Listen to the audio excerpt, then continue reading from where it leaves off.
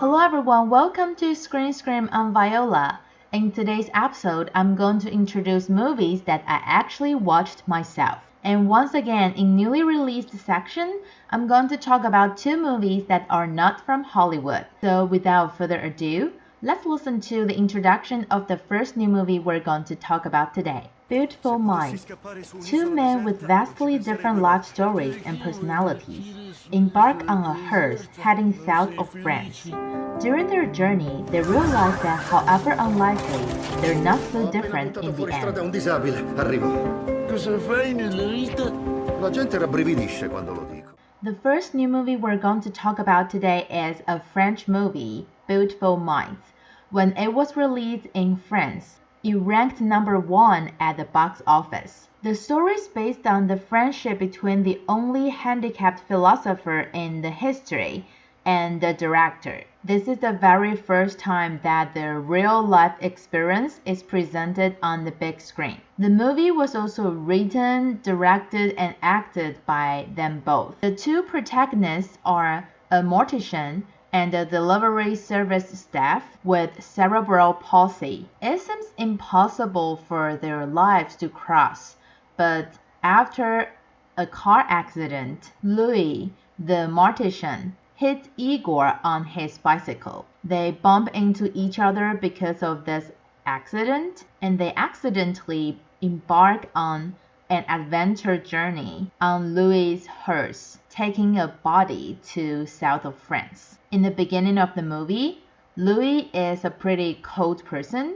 but eventually he learns how to cherish this new friend he just makes. And this unexpected friendship totally changes both of their lives. Of course, in the real world, the director is not a mortician. So actually, the reality was when the director saw a video of Alexander Julian, who's already a pretty famous handicapped philosopher at the time. Director Bernard Campan contacted Alexander himself, and surprisingly, they became good friends ever since. And after 18 years of friendship, they decided to adapt their friendship and their story they met each other and make this movie. Since Alexander is a real philosopher, he got a lot of chances to talk about philosophy in this movie. So if you like philosophy, you will probably find this movie very interesting. And even if you are not, this movie is a comedy, so you will be able to laugh out loud when you see what happened between Louis and Igor. It's not that kind of movie that will make you cry. I do love it a lot, though there are still some flaws. It's still a movie that you can enjoy. But the next movie we're going to talk about is going to make you cry. Well, I don't know about you, but at least I cried. Let's listen to the introduction. Last film show. When the magic of movies conquers 9-year young Samai's heart, he moves heaven and earth in pursuit of his 35mm dreams, unaware of heartbreaking times that await him.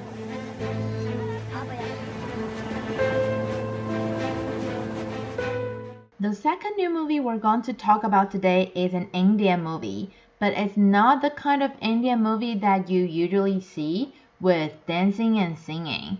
This is actually very deep and serious, and I actually cried. The movie is about the Indian director Pennalin's love to movies. I can tell you it's super touching. The movie tells the story with light, describing how the protagonist Samai sees everything as light and everything as a scenery compiled with light.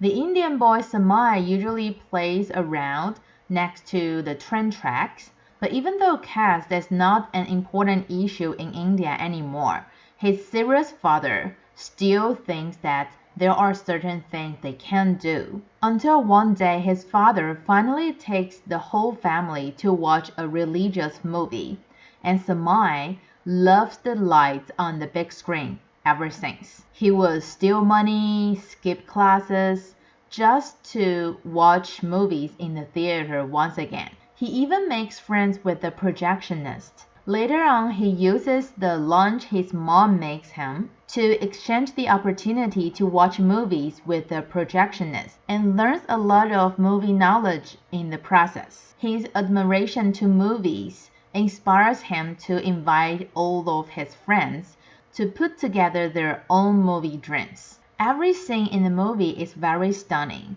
and it pays tribute to a lot of classic movies and masters in the history. If you are a movieaholic, you will love Last Film Show. Since I'm not going to give out spoilers, I'm not going to tell you when I started crying, but I can tell you that it was a scene that you can feel how much the protagonist Samai loves movies. And the whole movie just reminds you how you started to love movie at the first place and the time when you first watched the movie. I remember my first movie at the movie theater was E.T. It was not my generation, but it was re-released somehow, I forget why, and my mom took me and my sister to the movie theater. And I started to love movie after that. So I think Last Film Show is really a wonderful movie for all movieaholics to watch and remind you what you really like movies for. Before we move on to Top 007 and talk about movies that I have seen and I liked very much, let's review what we had from last week first. Top 3, Morbius. There were 2 top 2s last week, Incantation and The Lost City. Top 1 was The Batman. There aren't many newcomers on the chart this week, but it's shuffled, so let's check it out. Top 5. 30 years of virginity can make you a wizard. おとぎ話はいつだって魔法が解け Uncharted. They're not gone. They're just lost. Top 4. Incantation. 你们相信祝福吗？ Jujutsu Kaisen Zero, the movie. と同時に我々は百鬼夜行を行う地獄絵図を描きたくな There's a new movie from top 7 to top 4 this week that has a very long name. 30 Years of Virginity Can Make You a Wizard. It's a boy love Japanese movie. It's based on the very popular boy love Japanese manga, so it has a big fan base. It's also a comedy, so if you love boy love movies and you'd like to have a good laugh, maybe 30 Years of Virginity Can Make You a Wizard is a good choice for you this weekend. And the other top 5 is Uncharted. This is its second week to come back on the chart. It's still in the theater in Taiwan, and I believe it's pretty popular in the US as well. I don't know why it got kicked out of the chart and now come back, but if you're interested and you haven't watched it, you better hurry up. Top 4 Incantation. We already talked about it in the previous weeks for several times, and it was kicked out of top 3 to top 1 this week. I'm guessing that everyone who actually dares to watch it already watched it, and that's the reason why the box office is not so good like the previous weeks. But it's still a good movie, and if you love horror movies, this is the best choice for you recently, because I don't see any. Oh, there are actually 2 more, but those are not good. So if you want to watch some horror movies, go check out Incantation. Last but not least, the other top 4, Jujutsu Kaisen Zero the movie, also a comeback one. And the reason why it's back on the chart is because it has been causing a sensation in North America. So you can tell Japanese manga or Japanese anime are very popular in North America as well. See, 2 Japanese movies from top 7 to top 4 this week. But I have to say, top 3 to top 1 is all Hollywood's domain. Let's check it out. Top 3, The Batman. Fear is a tool. But when that light hits the sky, Top 2, Morbius. You need a doctor? I am a doctor.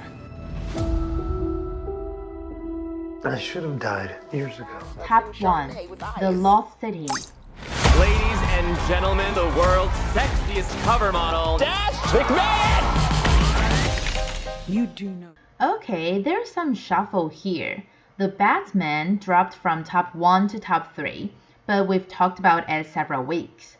Morbius ascended to top 2, and I talked about how bad it is last week. So, top 1, The Lost City, I went to watch it on Monday, and I want to talk about it in this episode. First of all, it's an adventure action comedy. If you want an adventure action comedy to be good, you need a villain. A villain is very crucial. And in this movie, actually the villain's useless. He's a weirdo and the millionaire who kidnaps a romance writer. Who would do that? So just by the time you think, oh my god, the villain in this movie is gonna be bad, you see that the crew actually invited Daniel Radcliffe to play this role. Even Sandra Bullock thought that it's going to be very interesting because Daniel Radcliffe has a pair of very friendly and very warm blue eyes. So who would think that he's going to be bad?